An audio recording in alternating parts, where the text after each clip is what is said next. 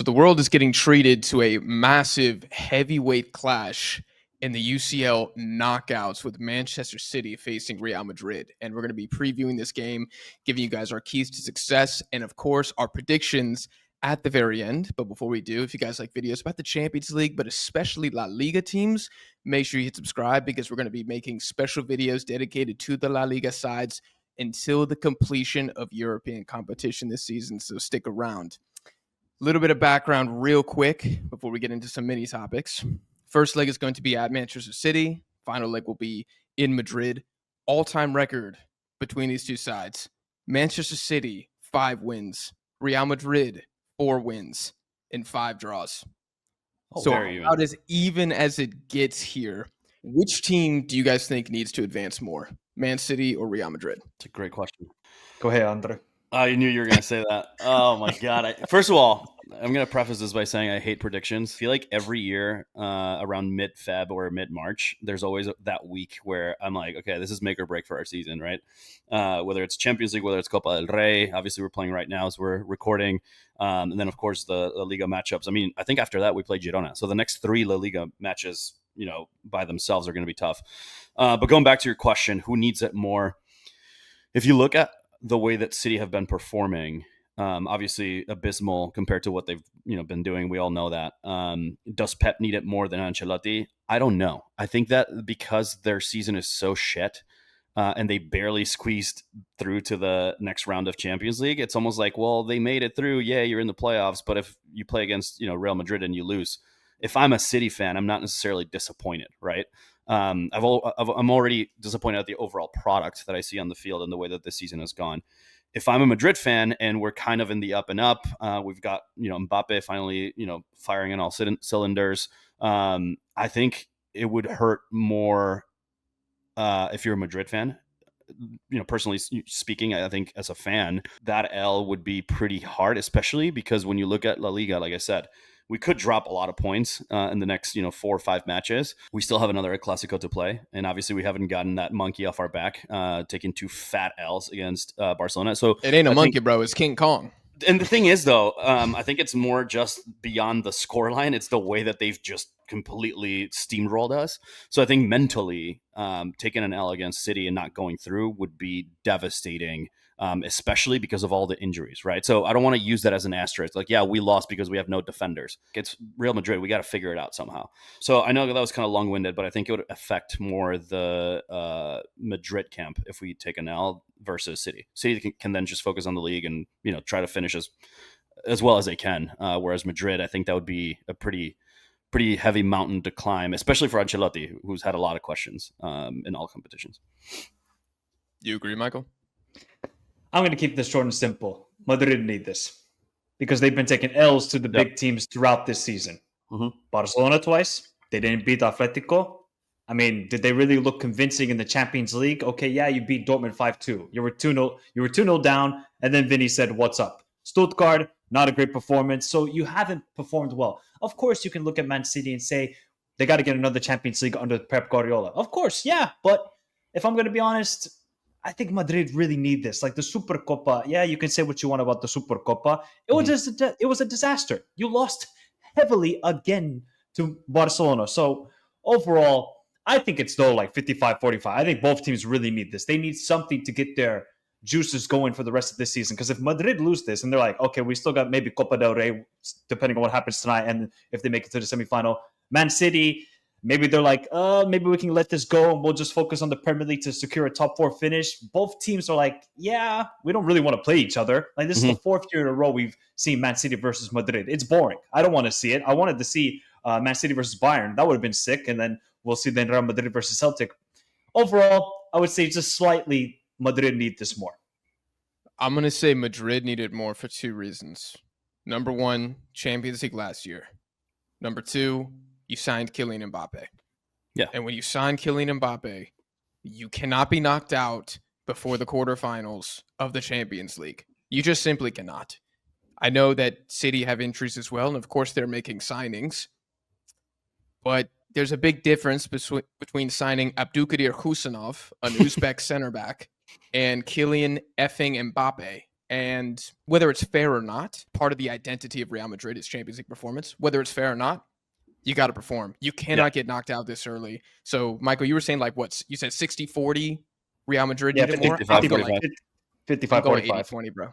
80-20. Wow. I mean, I think Immense. Madrid Have you seen how much really Man City have been bad this season? I mean, surely they need the Arsenal game. Surely they need this win to like, hey guys, we're still the big bad boys on the street. Right now, they're just kids. Everybody's just picking on them. Liverpool, I mean, Everton's even getting a draw. Brentford are getting a draw. So Man City got to show their chest a little bit. I understand. Look, it's you could say rebuild season, but Man City got to perform. They got to show with all the quality they have and one of the best managers of all time. You got to win. I agree. I think it's fair point. It's also a matter of pride. If you're Pep, like you can tell that it hurts. You know, it's not like, okay, yeah, we're gonna do this season and just like kind of ignore it, and we'll finish top 4. But you know, I'm hiring or signing all these players, and rehiring my staff and doing all the things that he's doing. Like to him, it's a personal thing. Like there's no way that you're gonna take that fat L against Arsenal and then go on to lose to Real Madrid a week or two later, right? So I think it's more of a personal pride on the line. And to Michael's point, I think both teams need it, but I don't know. I feel like 80-20 is a little misleading there. A little bit. I just hold Real Madrid to a higher standard, Andre. That's fair. I completely agree with you. Trust me. It's been year over year of us feeling this way. All right, Michael, got something here for you. Finish this sentence. If Manchester City win, everyone will say what? Mbappe is a fraud. And it was the wrong move to make. Ooh. No, like overall. Yeah, I know you like that. You like that sort of hot take. You signed Mbappe to make it to the Champions League semifinal, final, and win it. I'm sorry. You could say what you want. Okay, defensively, he doesn't play center back. He doesn't play right back. Of course, but you signed Mbappe. You got to make it to the semifinal, final. Now, you could also say Carlo Ancelotti. Is he a fraud tactically? Because what we've seen recently is that he's not trusting the youngsters. Okay, yeah, you're not trusting Endrick, you're not trusting Asensio, the center back, you're not trusting Guler. You got to trust these players now. You have nothing left. Nothing. Maybe the reason why they've been picking up so many injuries, rotation. Some of the players look fatigued. You can say Bellingham looks fatigued. Vinny's been having an injury this season. Obviously, Mbappe had, 2-week, 3-week injury. So tactically also, Carlo, with your lineup choices, how you approach the games, you got to figure it out. So, yeah, it can go either way. If they lose this matchup, there's going to be so many storylines. If Madrid don't even make it to the round of 16 of a Champions League, are you crazy? No, that cannot happen. Oh, emergency Lengua de la Liga podcast. Hit subscribe. Immediately. We will be, no matter what. I may or may not be tipsy for that.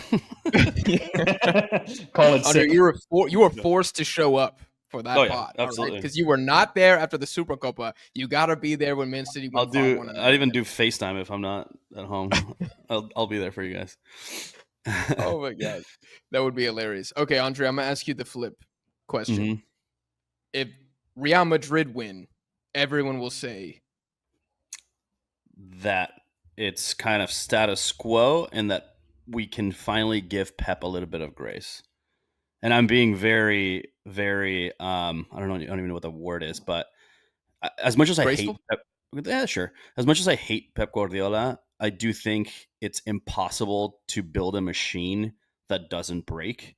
And obviously, you've got egos in the locker room and you've got injuries and you've got all sorts of things that you want to look at. But at the same time, in the EPL, you can kind of tell that teams know how to play against City, right?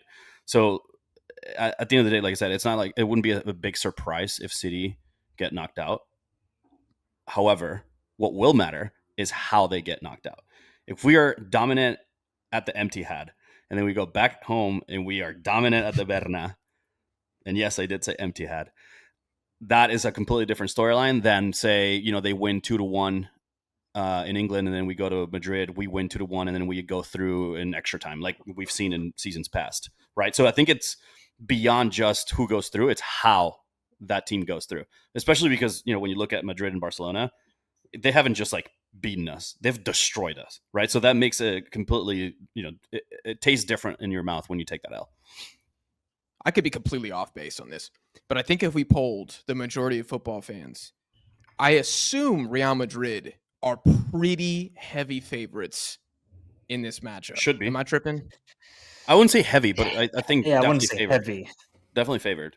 The other thing too that we haven't talked about is, especially, I keep going back to the Clásicos, but we've seen it time and time again where there's a team on a tear, right? Like Barcelona have won 10 in a row, then they go to the Bernabeu and then they lose 3-1, right? So I feel like form does not matter when a game of this magnitude is being played, especially at the European level. Now, if it was a final, it'd be completely different, right? Neutral site, all the fanfare that comes with it. But when you have home and away, that home field advantage is going to be really important. I'm thankful that we close at the Bernabeu. I'm not going to lie. Because if we win 1-0 at the Bernabeu and then we go to England, I would not be comfortable with that lead. So you have to start thinking about tactically as a manager, how do you approach that first match? If you're Ancelotti, do you sit back, you play on the counter? Or do you say, fuck it, like down, or City are down bad, let's go at them, right? So there's a lot more than just the scoreline and, just the match being played. I think it's more mentally, how do you, as a manager, how do you motivate your team to come out and play it twice, not just one game? So there's more to think about, for sure. I've seen a few predictions from some of the major media outlets, and most are picking Real Madrid to win this. So let's get into the keys to success and start from the underdog, Man City, the underdog, What are the keys to success for Man City to beat Real Madrid? How do they do it?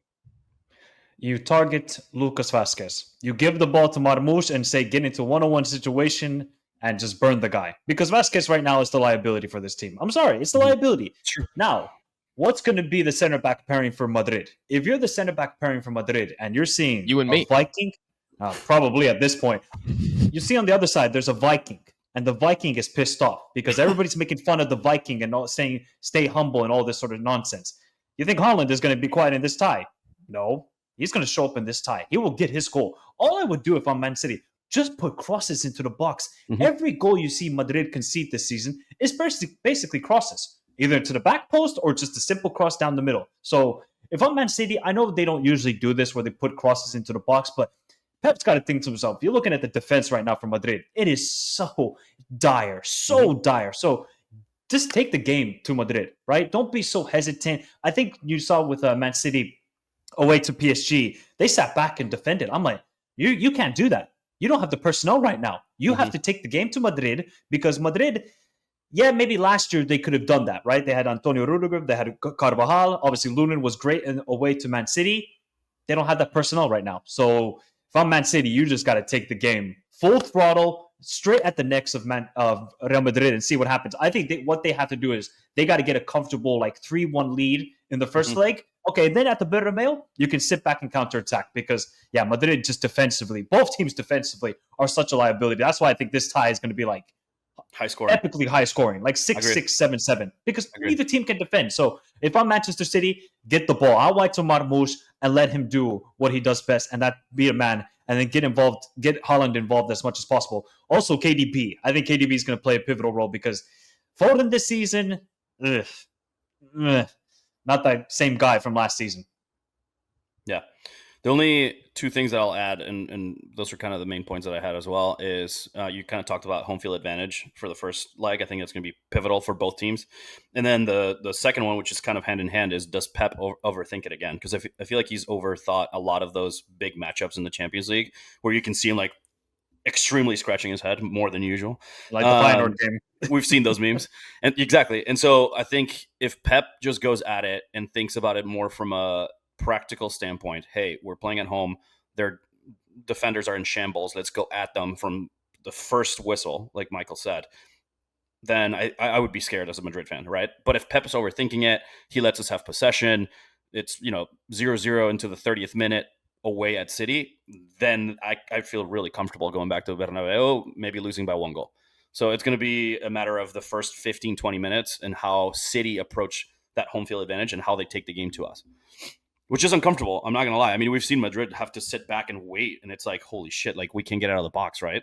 So we're going to be asking for miracles from whoever plays the goalkeeper, I'm assuming Thibaut, but it's going to be interesting to see. Yeah, I personally feel like if Man City do not leave the Etihad with a 2-goal lead, they will lose. Because I just think, I was looking at their form away from home this season, 17 games played, 8 losses this season.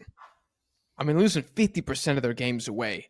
And spoiler alert, Real Madrid, on the flip side, pretty damn good at home. 14 games played across all comps. This is Champions League and La Liga. 12 wins, 2 losses. Only Arsenal and Liverpool have dropped fewer points at home in Europe. Yeah. So, I mean, you get out of the Etihad with a 1-0, 2-1, it's over, I think. And that's because of just how poor Man City have been this season. What I think is fascinating about what we've been talking about is, Michael, you're saying that Man City need to take the game to Real Madrid, which I completely agree. We've seen Barcelona do that. And, I mean, how many goals have been scored? 8, 9 in the 2 Clasico games this season. But at the same time, if we look at, like, what Real Madrid needs to do, I mean, if you get to counter against this City side, who's been terrible defending the transition all season, it's like, from our perspective, it's like, well, if this happens, then it opens up this massive advantage for the other team. And if they do this, then they have the massive advantage. It's almost like, going back to it, how do we get less than 7 goals, 8 goals in this tie? I just don't see that as a possibility. If you're a neutral, you're salivating at this matchup. Like 100%. You really are. You know what I mean? That's like 100%. Proper attacking football one way or the other, to your point. Because if City are down our throats, but then all of a sudden we find an outlet, because it's full speed ahead, right? And we've got speedsters that will definitely get the ball from one end to the other in 4 seconds. So there's going to be a lot of chances for sure. Definitely Carlos is going to try and play it safe in the first leg. For sure. He's going to be like, let's just get a draw. Let's lose by 1 goal and be fine with it. But at home, you got to take the game to Man City. I just like, Real Madrid cannot defend, whether it's in a low block or in transition. They can't defend. And now, especially with Antonio Rudiger down injured, I mean, what are they going to do? Like, who's going to play center back? Tchouaméni and Asensio? I pray for your defense, Andre, but that defense, I mean, Thibaut Courtois is going to have to be Superman. I mean, Superman, Lunin, prime Oliver Kahn, all mixed into one. Maybe Memo Ochoa from the World Cup mixed into that as well, because I would love that. Courtois is going to have to save. Never forget. He's going to have to save your asses. So, yeah, it's very intriguing because it kind of plays into the hands for Madrid that, we'll be fine counterattacking. We got Mbappe, we got Rodrigo, we got Bellingham, we got Valverde who goes box to box. That's why I said in another video, I kind of would play Valverde at right back. I don't know what you think of that. Agreed. No, I definitely agree. Every time he's played there, he's got the engine, right? Like he may not be the best defender, quote unquote, but he can keep up with whoever plays left wing for City. I completely agree with that. And going back to that counter thing, it's like, I completely agree. Ancelotti is going to set up at least the first game like that, maybe even the second one.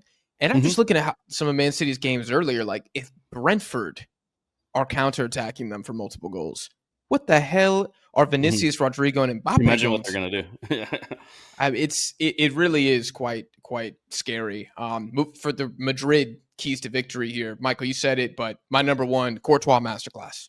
Like, there's no other way to say it. He's my man needs 7 saves a game, because Lord knows there's going to be some shots from inside the 6-yard box. I'm talking 0.9 XG, and he's going to have to save at least 2 of them, because, I mean, the aerial dominance and advantage for City here is staggering.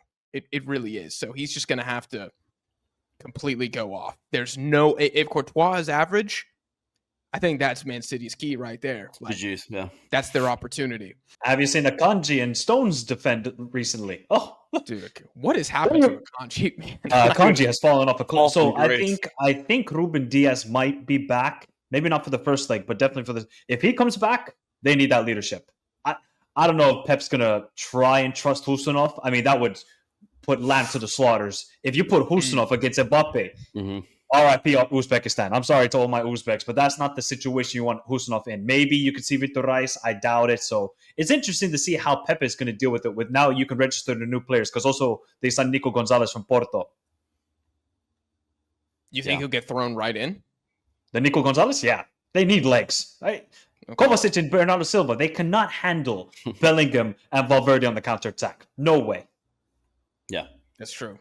Gosh, man, this is terrifying. All right, should we conclude with how we see this tie going down? What are our predictions? Mate, Michael, please do us the honors. To be honest, I think it's just whoever scores 8. Whoever gets the 8, You win the tie. So I'm going to go with Real Madrid winning, and I'm going to go with 7-6, the aggregate scoreline. I think it's going to be insanity. I just don't think the defenses can hold up at this. If we get a 0-0 in either tie, I'll be shocked. Oh, my Lord. Agreed. Yeah. What are the betting odds on that? I mean, bet $1, That's gonna be win like 50 to 10 grand. Probably. Yeah, absolutely insane. Yeah, so basically we're saying whoever's less mid will win? Wow. Never thought of it that way. Okay. I'll take it.